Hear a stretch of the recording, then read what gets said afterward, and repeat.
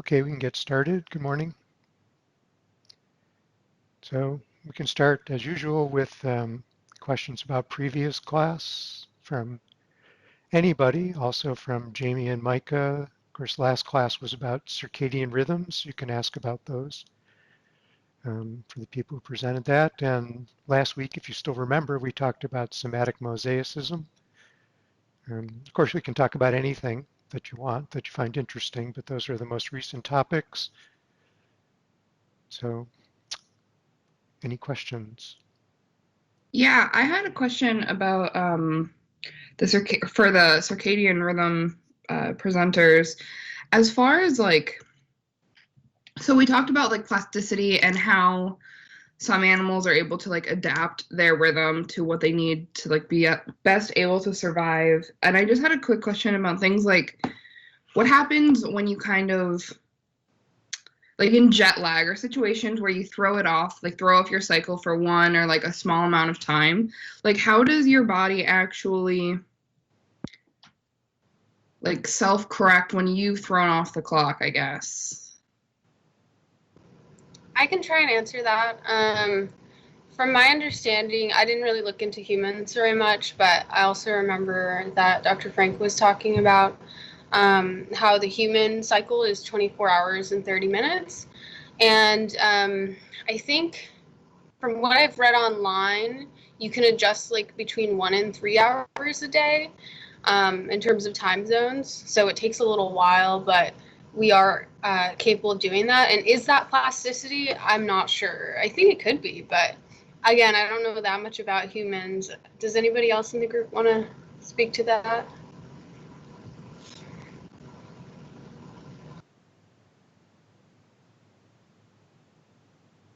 No? Okay. Um, yeah, I don't really know that much about the details. I think the folk wisdom, this isn't science, but folk wisdom is you can adjust about an hour a day pretty easily, which I think is what just Amber just said. And that the primary resetting is sunlight, but I think also when you eat and the various other sort of daily rhythms will get you into sync. Yeah. I think that's Thanks. why the studies that I haven't really read them or really looked them in detail, but the studies that look at people who have been put into these subterranean apartments would be particularly interesting to look into to see what happens to them.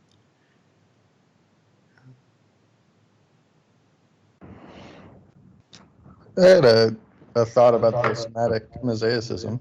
Sure. Um, so people use mouse models, and often people say, "Oh, the mouse models are all genetically identical." So what happens in one and what happens in the other are the same, right? These are all the same mouse, Yes. basically, just repeated.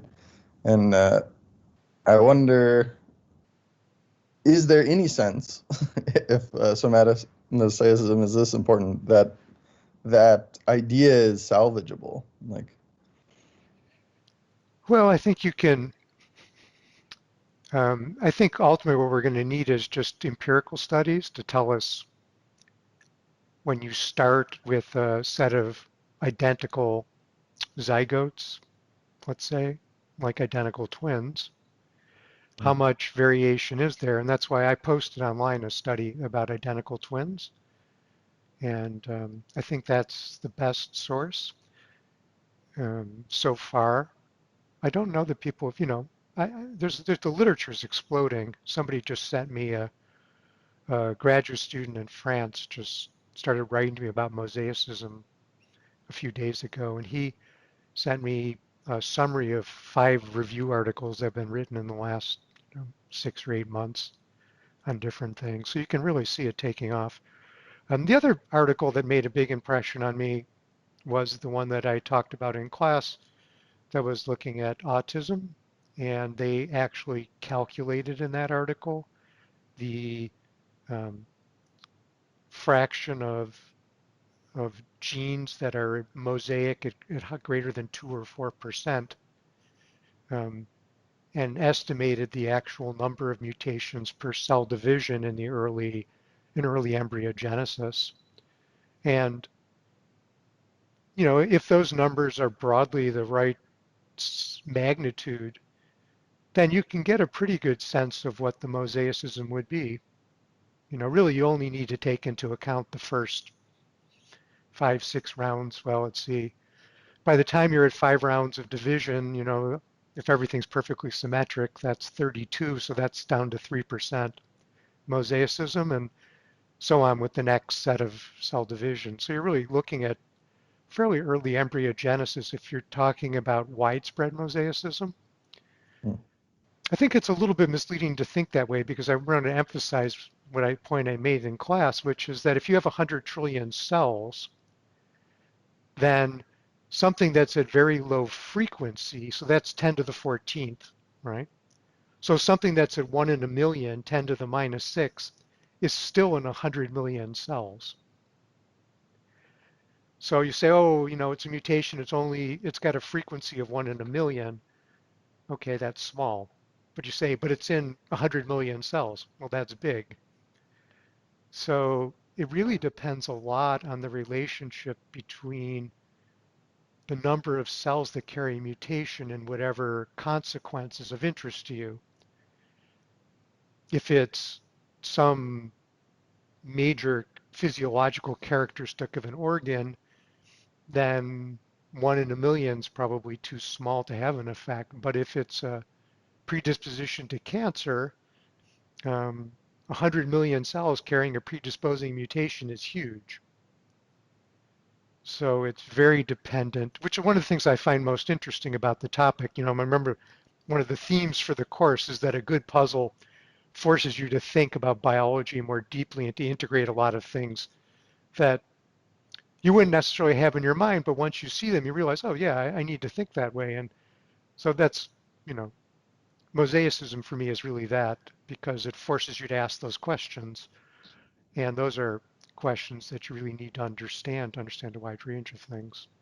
So, but going back to your question about the mice, I agree with that completely, and that it's an interesting question.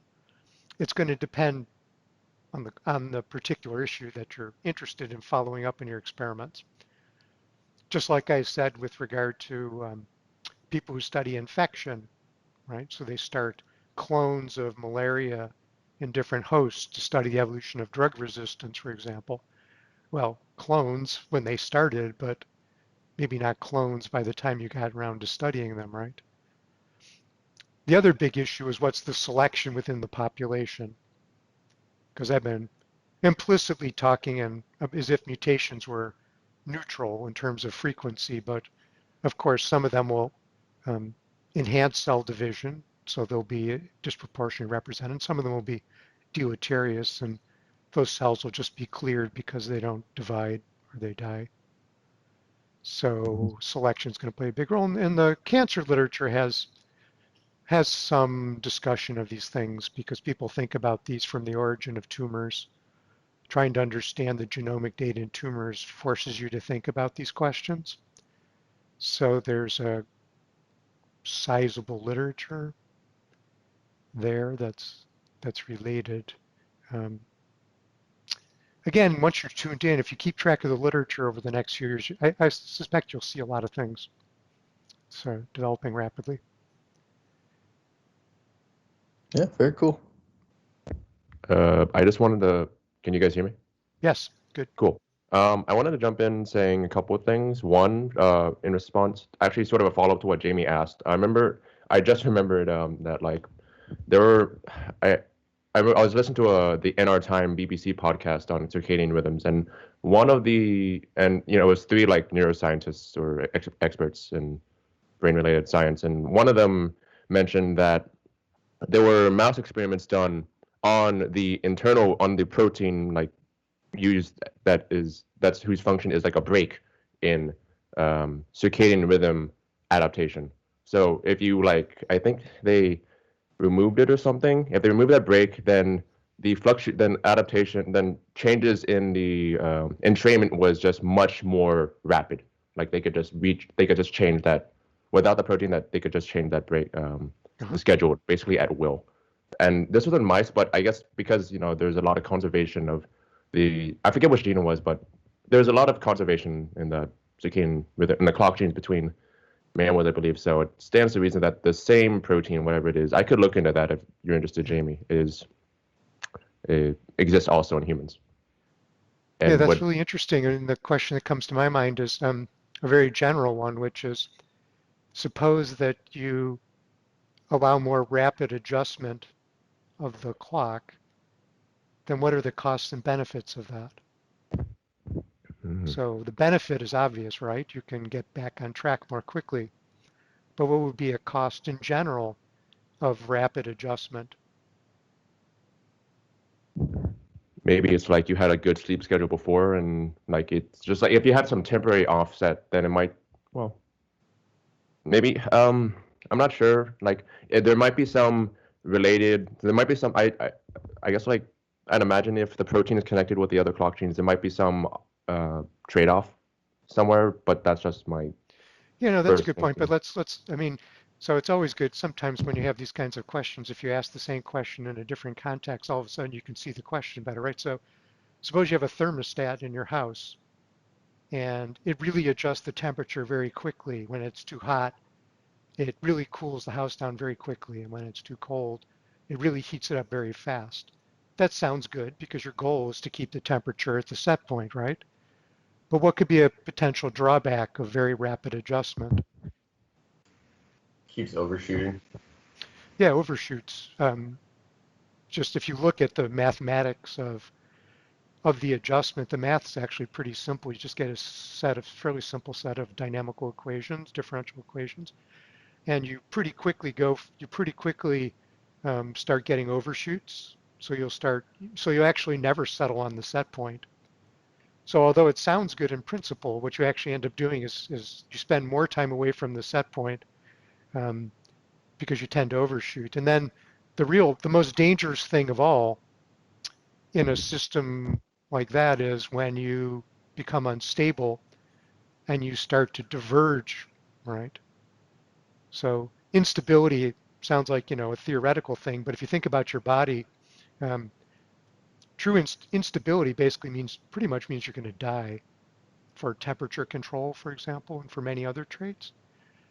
And so the stronger you increase the feedback and adjustment, the greater the probability of hitting an unstable, to say it technically, if you're more mathematically inclined, the basin of attraction for instability gets much bigger as you increase the intensity of the correction, because you're basically increasing the gain of the system. So when you go to a concert, you get the feedback from the speakers and it hurts your ears, right? Those are high gain systems. High gain tends to lead to high gain just means stronger response. The more strongly you respond, the more likely things will go wildly wrong. On the other hand, the stronger the response, the more quickly you get back to where you want to be. That's one of the greatest trade-offs in engineering, and it must be one of the greatest trade-offs in the design of biological systems. So you have to think about, I mean, this is a good question because so think about dealing with parasitic attack, invasion by a pathogen. You've got to respond very quickly because it's actually a race, and there's quite a bit of data to show um, that success at dealing with an infection and surviving an infection depends on the speed of the response. On the other hand, the faster you respond, the more likely you are to be making a mistake, that maybe it isn't really a parasitic attack or a pathogen, or maybe you're not really responding in quite the right way. And so there's a real trade-off between the accuracy of triggering the right response and responding quickly, which is interesting because your immune system has a lot of negative regulators.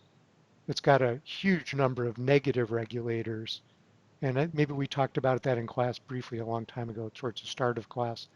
But the negative regulators are very interesting families of genes, and they tend to evolve very rapidly, suggesting a whole bunch of things going on. So a whole range of things come up. And I'm emphasizing this because this is one of the things I want you to do in the class, to say, okay, circadian rhythms are really interesting because rhythms are very interesting, but they're also really interesting because they're perhaps the best model for regulatory control and feedback and the challenges of response time versus stability. And a lot's known about the genes and a lot's known about the dynamics. So we can really make a lot of connections to a huge range of really broad biological problems through the circadian rhythm. So it really is a good classic problem that brings a lot of these issues up. Hmm.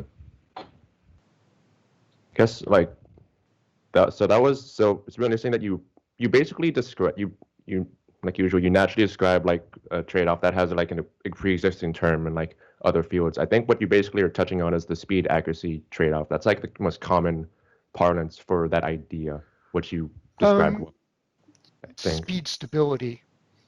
You said speed accuracy. Yes, I guess I like was emphasizing speed stability, but I think it's a three-way trade-off, right? It's speed accuracy and stability. yeah. Because stability is crucial. So if you're overshooting, then you're inaccurate. But if you're unstable, then you're probably dead. Yeah. So stability, so if you look in engineering literature, accuracy is very important, but stability is more important.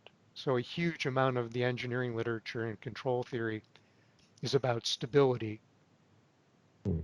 And when you first look at it, if you're just looking at it as a student or somebody like me who's an outsider, and I'm an outsider, and you're looking at it, it's like, well, this is kind of real strong emphasis on stability. I mean, stability is, it's a mathematical property. It's interesting. But then when you start thinking about real systems, you can see why. Um, think about any sort of controls. Think about any sort of real car.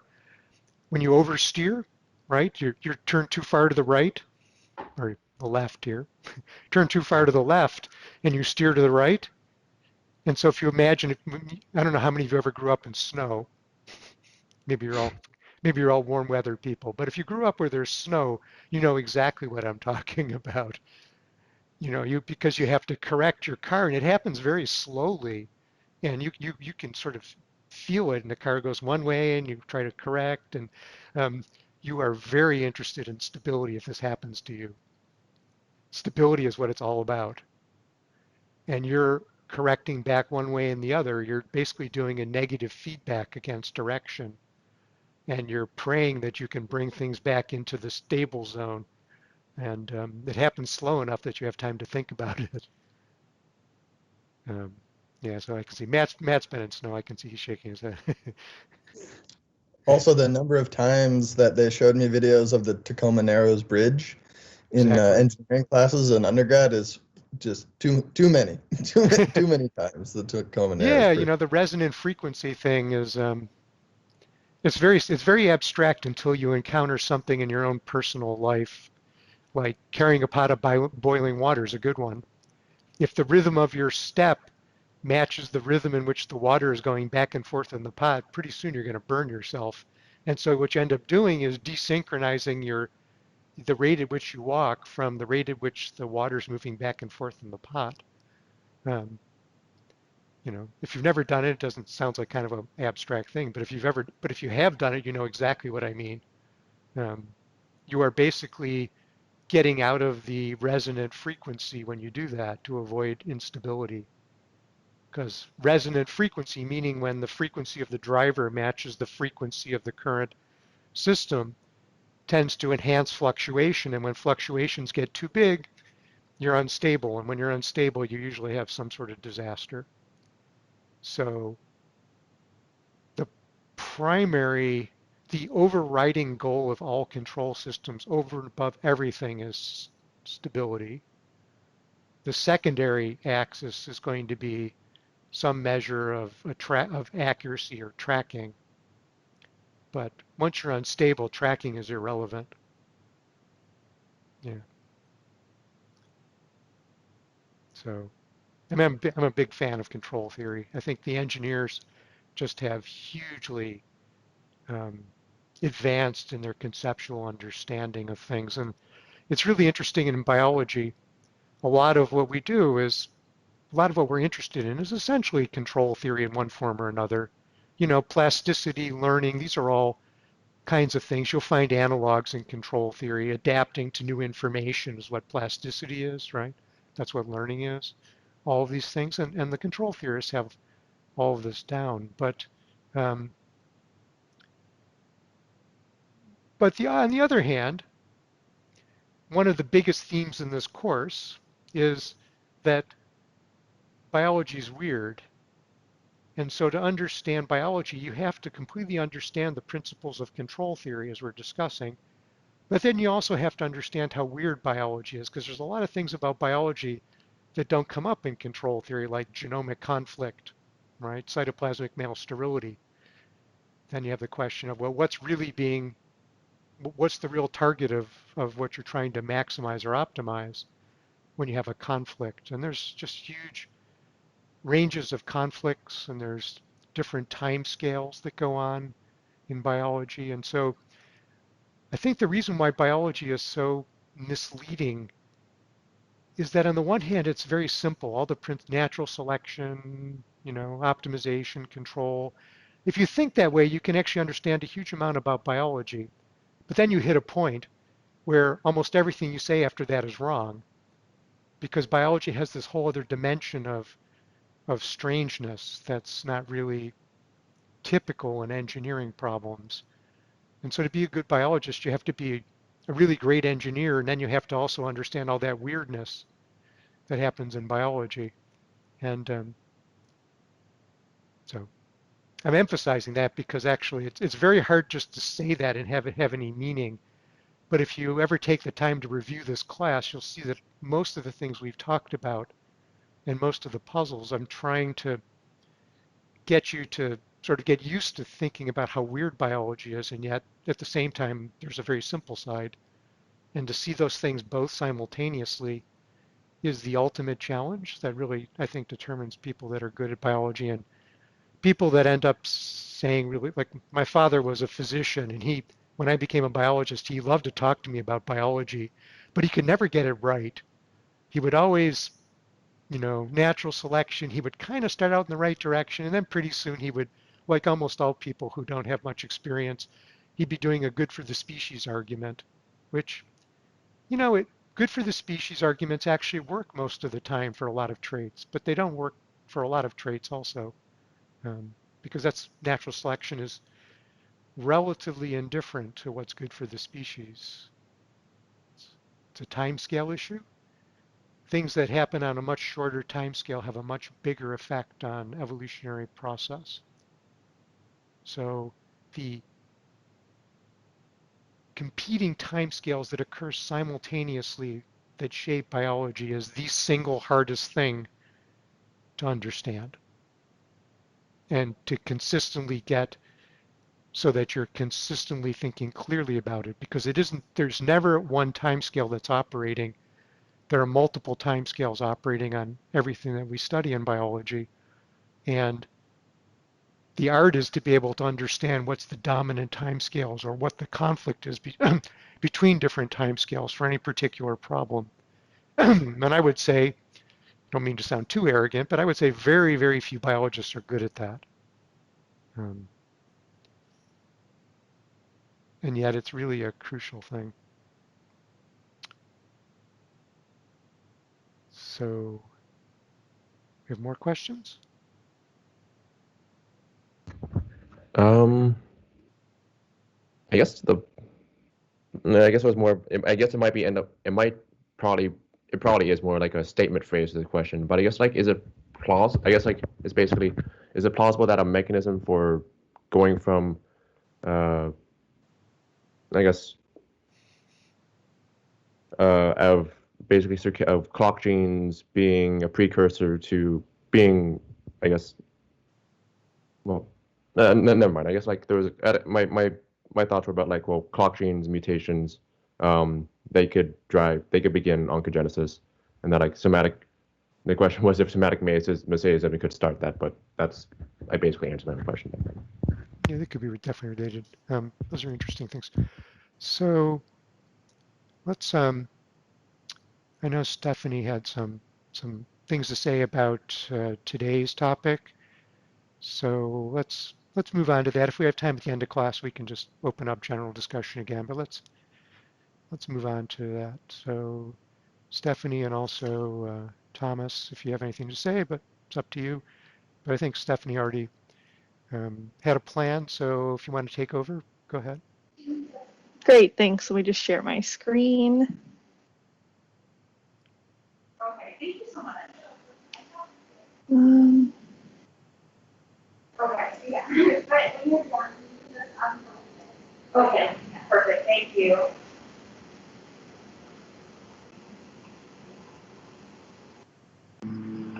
Well, we're one of the Feinbaum constants, the first one. We start to get chaotic behavior out of these simple systems. And it's been posited that that version of such a dynamical system can have adaptive functions too, like in visual saccades. And I've only heard that superficially, but at some point, it would be interesting to hear what is the conventional answer for we have stable approach, we have periodicity, right? What are adaptive functions for a chaotic dynamic for this kind of a control system? Okay. That's a great question, obviously. And first of all, I'd have to think about it. And secondly, let's go on to Stephanie for now. But we could come back to it. If you want to, if we don't get back to it today, post it online. And just to remind me, which isn't a bad thing because it's the kind of thing I should probably think about before. I can generally rattle off the top of my head about a lot of things, but that's a significant question. So it wouldn't be so bad if I thought about it a little bit also. Great question. Okay, Stephanie, if you can go. I think it's loading. There it Let's is. see. I see it. Okay, not on mine. Okay, so I know that today we're going to mostly talk about how, we're not getting this paternal mitochondrial DNA, and we're mostly getting our maternal side. So I kind of wanted to go through how we're kind of losing our paternal, what they call MT DNA.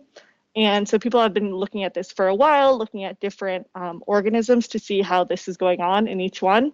So I'm going to, first of all, show these, and then I'm going to show you guys just a quick paper that I found interesting. It's just like 3 slides, but I thought it was really cool.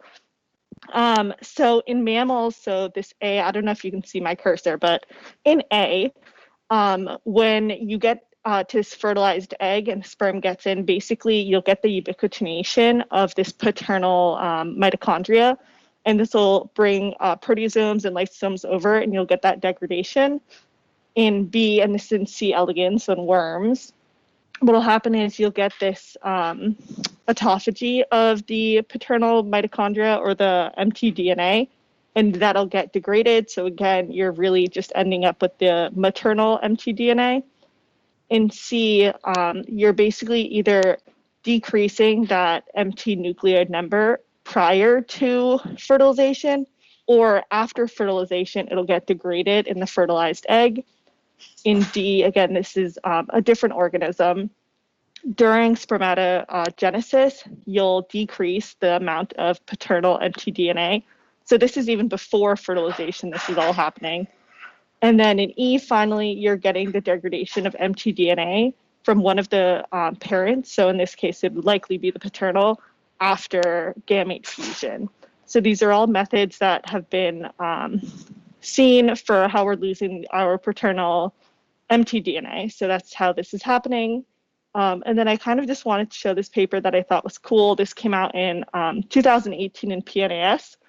And it was this bi-parental inheritance of mtDNA in humans. So again, we all have this idea that we lose our paternal mitochondrial DNA, but this group actually found that not everyone does. So just to give a little background, as we know, typically individuals have, one mitochondrial genome that comes from the mother. And in a lot of mitochondrial diseases, what'll happen is you'll have both the wild type mitochondrial DNA as well as mutant mitochondrial DNA, and they'll coexist in the mitochondria, and this is known as heteroplasmy. And the severity of these mitochondrial diseases is correlated with the amount of this mutant mtDNA. And typically, you get your most severe symptoms when the mutant load consists of greater than 60% of your mitochondrial DNA in your cells. So there was this case study where they had this 4-year-old boy, and he was suspected of having a mitochondrial disease. So they did essentially full genome sequencing on his mitochondria, as well as everyone in his family's mitochondria. And they found that this boy had 31 heteroplasmic variants in his mitochondria. And when they sequenced his entire family, they saw that 21 variants actually came from his mother and 10 came from his father. So in this figure on the right, you're looking at his family tree, and 1, 2, 3, and 4 on the left are like the levels of the tree. And then the numbers are for the people after that. So here at the top, we're looking at 1, 1. So this would be the like great grandfather that we're seeing at the top.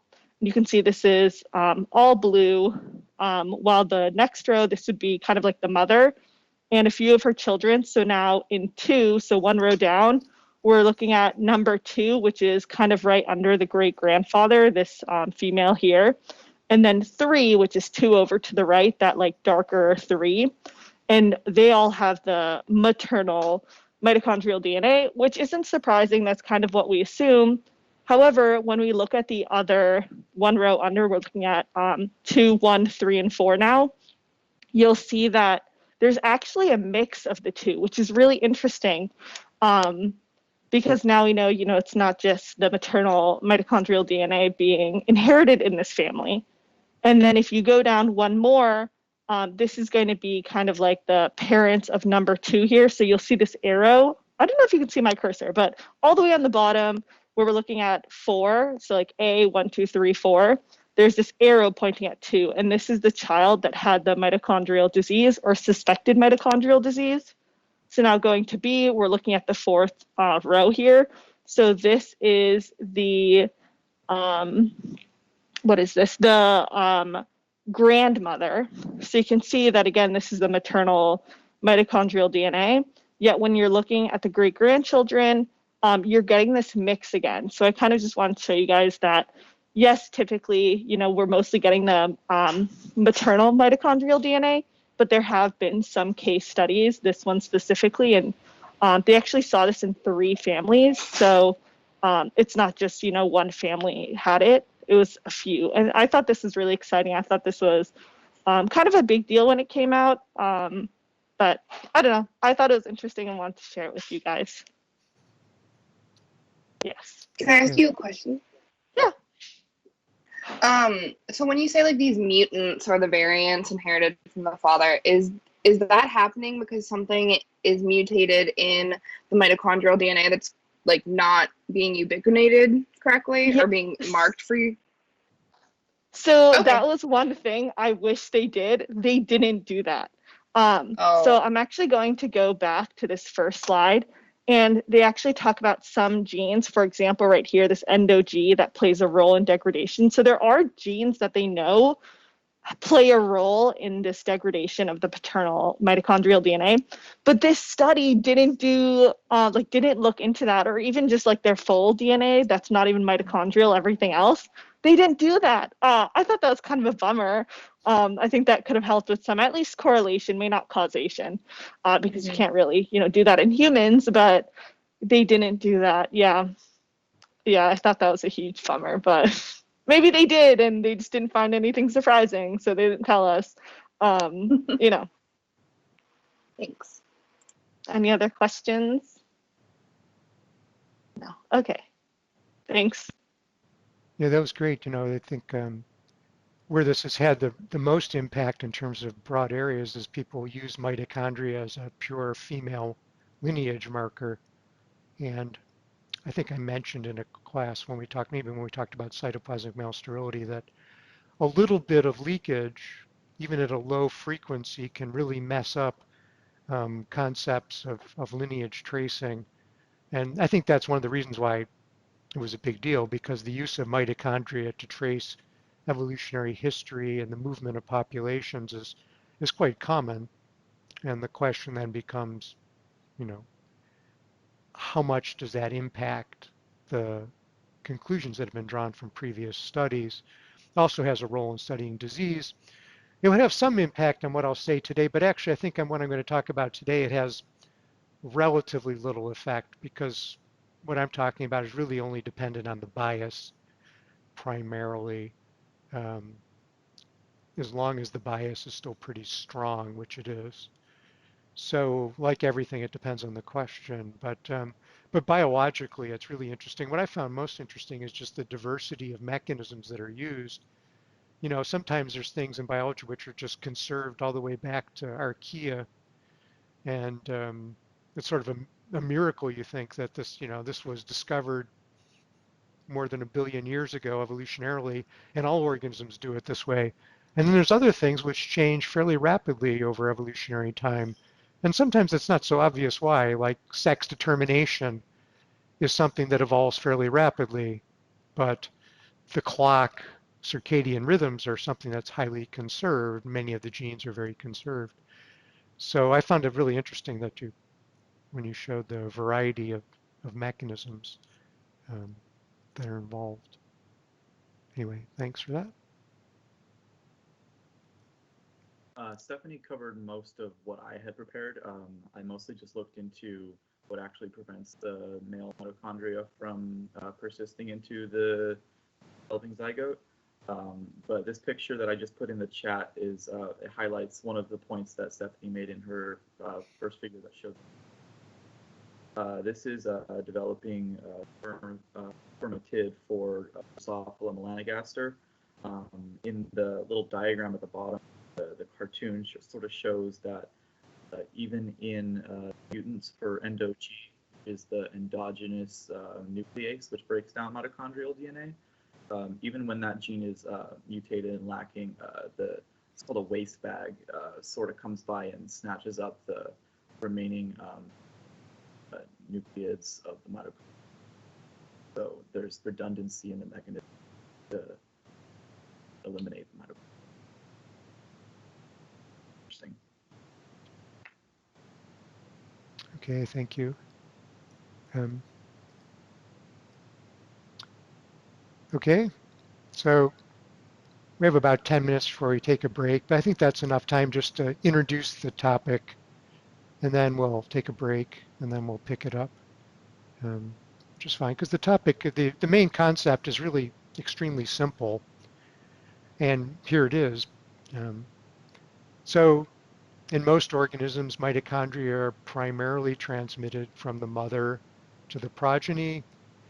Sons will inherit their mitochondria from their mother, but the males don't transmit their mitochondria typically onto their offspring. And so males are an evolutionary dead end for a mitochondrion. And that means that there's that maternal inheritance or sex bias in inheritance has really strong consequences for the way in which mutations accumulate in populations and also will then affect the genetic basis of disease. And the idea is, again, very simple, which is that if you imagine a mutation in a mitochondrion that has a negative effect on male fitness, somehow is deleterious when in a male, but has relatively little effect on females, then that mutation can never be selected by natural selection, because when the mitochondrion is in a male and has its deleterious effect, that male may be very sick or not reproduce, but the mitochondrion was not going to be transmitted anyway, right? So the fact that the mitochondrion reduces male fitness has no effect on the mitochondrion's own transmission to the future. So that mutation is selectively neutral because, as I said, we assume the mutation has no effect in females. And mitochondrial transmission to future generations only depends on female transmission. So a mutation that is harmful in males and has no effect on females basically has no phenotypic consequence. And then we use the word drift just to mean that it will just fluctuate randomly in the population. And it can potentially then rise to high frequency in a population, even though it's very damaging to males. because there's no selective filter. Natural selection doesn't remove such mutations. And so by this process of a sex-biased selective filter, over time we expect to see an association between mitochondria and male-specific disease. Now the same thing does not happen in females, because if a mutation is deleterious in females, that reduces a female's reproduction, and that reduces the number of copies of the mitochondrion that are transmitted, because the mitochondrion lives in that female and transmits to the next generation in proportion to the number of babies that that mother has. So mutations that are deleterious in females get cleared from the population just in the way that we always think of natural selection as working and removing deleterious mutations, right? So there's a sex-biased selective filter. Deleterious effects on males can rise to high frequency by chance, just stochastically or randomly. Deleterious in females gets removed from the population. So over time, then, we expect there to be an association between mitochondria and male-specific disease. And so that's the basic logic. And I actually thought of that. And if we have time, I'll tell you how I came up with that idea many years, about 25 years ago. I was thinking about that. And I realized once I thought of it that the idea is just true. I mean, it's just a logical argument. And the logic is true. So there you go. That's a fact. But in biology, sometimes things are true, but they're not very interesting or important. So it might be true, but it might not explain any of the variation in disease that we see in populations. For example, maybe mutations that affect only males and don't affect females never arise. In which case the idea is true, but it's not very important. So that's, true ideas are not always important ideas. So when I was writing up the idea for publication with a colleague of mine, Lawrence Hurst, who was a co-author on the paper we wrote up on this, we realized that, okay, well then the real question is, how often could this happen? And that really depends on how often could you get mutations in mitochondria that are male-specific in their effects. Now that's not obvious because mitochondria have primary roles in respiration and cell death and in a few other major traits, but these are traits that are obviously going to be extremely important for both males and females. So it's not obvious that there could be a real sex bias in the effects of mitochondrial mutations. So that led us to look into the literature on mitochondrial mutations and disease in general to see, we wanted to ask the question, which tissues in the body might be particularly susceptible to mitochondrial defects and which might be male specific. So we're starting to read in the literature, and one of the first things that jumped out at us was that in most of the tissues in your body, if the mitochondria are actually not working particularly well, maybe they're only working at 20% of their full efficacy, most of the time you wouldn't really notice that. You have a lot of leeway, and that's consistent with, I think Stephanie brought up the point that with heteroplasmy, you only really start to see disease effects when you're having deleterious mutations at greater than 60% in a cell. Same point, that actually you don't need full mitochondrial function in most cells to see normal function, which is kind of interesting. So then we said, well, what types of tissues would be particularly susceptible to deleterious effects of mitochondria? And so then that's a question. Which tissues in a human would be most susceptible to mitochondrial defects? And well, maybe you've looked at the literature, then maybe you know the answer to that question, but what is it? It's sperm, because sperm swimming performance is more or less linearly related to the efficacy of oxidative phosphorylation, respiration, mitochondrial respiration. And so that's extreme because, again, most tissues don't have a very tight coupling, but sperm and male fertility seemingly do. So we made the strong prediction that, and obviously that's a male-specific effect. So that suggests that mutations which have small deleterious effects on mitochondrial performance can reduce male fertility, but probably are more or less neutral in females. And so the prediction would be there might be an association between mitochondrial defects and male infertility. And so that was the strongest prediction. But what other tissues, this is just sort of a general physiological question, what's the second most sensitive tissue to mitochondrial defects? Is it muscle cells? No, it's actually not. But that's a good guess. That's what I would have said probably. But it's not, actually. It's nervous tissue. I could have asked the question differently. Which tissues in your body cause the greatest energetic demand? It's your brain. Your brain uses, even when you're resting, I think, I mean, maybe I'm wrong, but with the numbers, but I believe that your brain uses, even when you're just resting and not doing anything, about 25% of your energetic budget goes to just keeping your brain sitting there doing nothing. So neural tissue is very demanding energetically. And the fact that brains are so demanding is extremely important if you want to understand the evolution of human history. That a lot of human evolution is obviously very strongly influenced by energetic demands of a larger brain. And so on. Now, obviously, muscle can be very demanding under performance situations when organisms are running or doing very demanding things. Or the heart tissue is also demanding, but actually neural tissues is even more so, which is fairly interesting for a whole variety of biological reasons. So that's the basic background and idea, and we'll come back and talk about some examples then in follow-ups. We'll take a break first, though. It's 10:48, so we're going to come back at 10:58.